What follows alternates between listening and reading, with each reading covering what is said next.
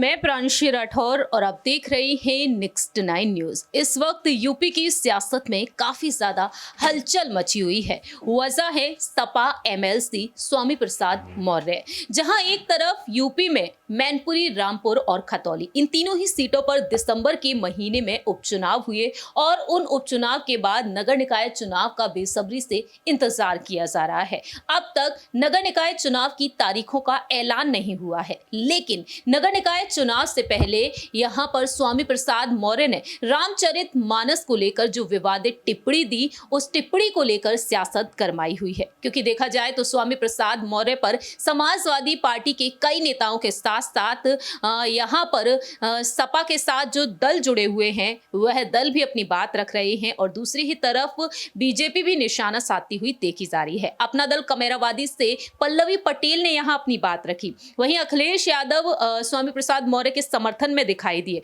और राष्ट्रीय कार्यकारिणी में उन्हें राष्ट्रीय महासचिव का पद भी दे दिया। पल्लवी पटेल ने कई सवाल खड़े कर दिए। वहीं दूसरी ही तरफ यहां पर अखिलेश यादव की करीबी नेता और भीम आर्मी चीफ यानी कि बाहुबली कहे जाने वाले चंद्रशेखर आजाद ने स्वामी प्रसाद मौर्य को अपना समर्थन दे दिया है।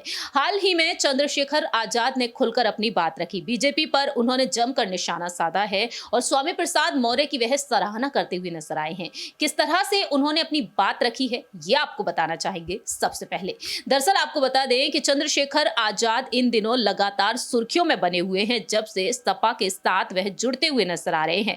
आजाद समाज पार्टी के अध्यक्ष चंद्रशेखर आजाद बीते रविवार को वाराणसी के सीर गोवर्धनपुर पहुंचे। संत रविदास की जन्मस्थली पर उन्होंने मत्था टेका और मीडिया से बातचीत की। यूपी सरकार की कानून व्यवस्था पर उन्होंने सवाल खड़े कर दिए और लोकसभा चुनाव जो साल 2024 में होंगे, भाजपा सरकार को उखाड़ फेंकने का उन्होंने दावा किया।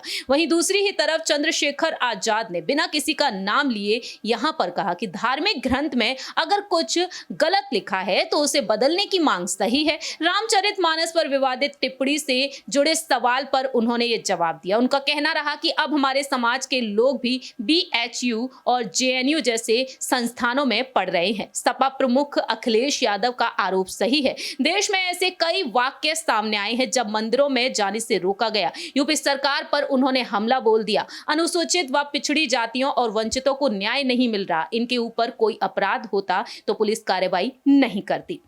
यहां पर उन्होंने ये बात रखी और बीजेपी पर जमकर निशाना साध दिया। लेकिन उनका कहना रहा कि 2024 में हम लोग इतनी बड़ी संख्या में खड़े होकर यहां पर सरकार को उखाड़ फेंकेंगे। आजाद समाज पार्टी और भीम आर्मी अध्यक्ष चंद्रशेखर आजाद ने बीते रविवार के दिन ये बातें रखी और उन्होंने स्वामी प्रसाद मौर्य को एक तरीके से समर्थन दे दिया है। लेकिन आप यहां पर कितना सहमत है? अखिलेश यादव जिस तरीके से स्वामी प्रसाद मौर्य के समर्थन में है और दूसरी ही तरफ यहां पर देखा जाए तो स्वामी प्रसाद मौर्य का पद यहां पर खतरे में पड़ता हुआ दिखाई दे रहा है और सवाल यहां पर ये खड़े हो रहे हैं कि राष्ट्रीय कार्यकारिणी में आखिरकार यहां पर उन्हें जगह क्यों दे दी गई।